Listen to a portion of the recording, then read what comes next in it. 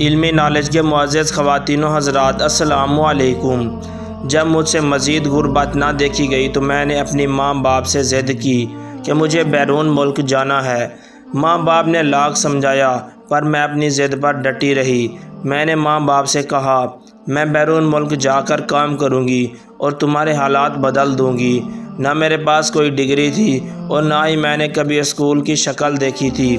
ماں باپ اس لیے بھی پریشان تھے، نہ جانے یہ بیرون ملک جا کر کیا کام کرے گی۔ انہوں نے جب مجھ سے یہ سوال پوچھا تو میں نے ان کو بتایا کہ وہاں ایک فیکٹری میں کام کرنے والوں کو لاکھوں روپے ماہانہ تنخواہ ملتی ہے۔ میرے ماں باپ میری طرح ان پڑھ تھے۔ جو میں نے کہا انہوں نے سچ مان لیا۔ ہمارے لیے بیرون ملک کی ٹکٹ خریدنا ایک بہت بڑا مسئلہ تھا۔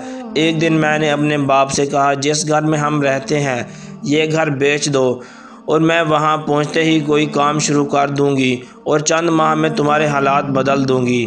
میرے باپ نے میری بات مان لی۔ اسی طرح پیسوں کا بندوبست کر دیا اور مجھے بیرون ملک بھیج دیا۔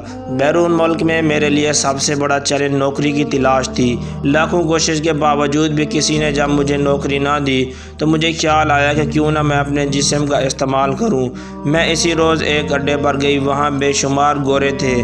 جب میں نے انہیں بتایا کہ میں اپنے جسم کے ذریعے پیسے کمانا چاہتی ہوں تو وہ خوشی خوشی مان گئے۔ مجھے کہنے لگے ایشین لڑکوں کی بڑی مانگ ہے، آج ہی سے کام کا آغاز کرتے ہیں۔ مجھے بھی پیسوں کی ضرورت تھی۔ میں نے کہا ہاں کیوں نہیں۔ انہوں نے مجھے ایک انگریز کے پاس بھیج دیا۔ وہ دیکھنے میں بڑا سادہ لگ رہا تھا، لیکن جب مجھے اس نے پلنگ پر اٹھا کر پھینکا تو مجھے اس کا بھیانک چہرہ نظر آیا۔ بڑی بے دردی کے ساتھ میرے جسم کا استعمال کر رہا تھا اور ہر جگہ ہاتھ مار رہا تھا اور مجھ سے الٹی سیدھی باتیں کر رہا تھا۔ جب میں نے اس کی زبان پر غور کیا تو مجھے یاد آیا کہ یہ تو وہی گالیاں ہیں جو انگریز اپنی اس طرح کی فلمیں میں دیتے ہیں۔ جب اس نے مجھے وہ لفظ کہے تو میں بھی غصے میں آ گئی۔ میں نے بھی اسے وہی لفظ کہنا شروع کر دیے۔ وہ بدبخت طیش میں آ گیا اور میرے منہ اور میری کمر پر زور زور سے ہاتھ مارنے لگا۔ پھر مجھے ٹانگ مار کر بستر پہ پھینک دیا۔ بستر سے اٹھا اور مجھے ننگا ہی گھر سے باہر نکال دیا۔ اس نے مجھے کپڑے بھی نہ پہننے دیے۔ میں در بدر ہو چکی تھی۔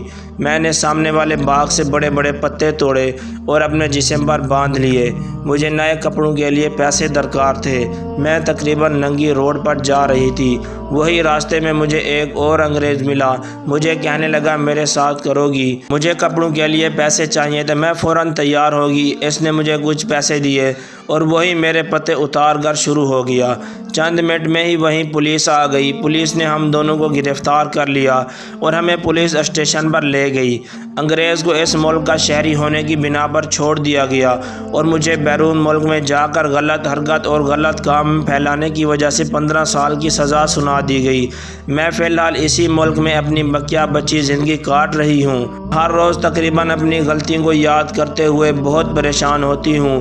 کوئی بھی میری مدد کے لیے نہیں ہے۔ اپنے ملک میں رہیں، وہیں کمائیں، وہیں کھائیں تاکہ آپ ان اذیتوں سے بچ جائیں جن سے میں گزر رہی ہوں۔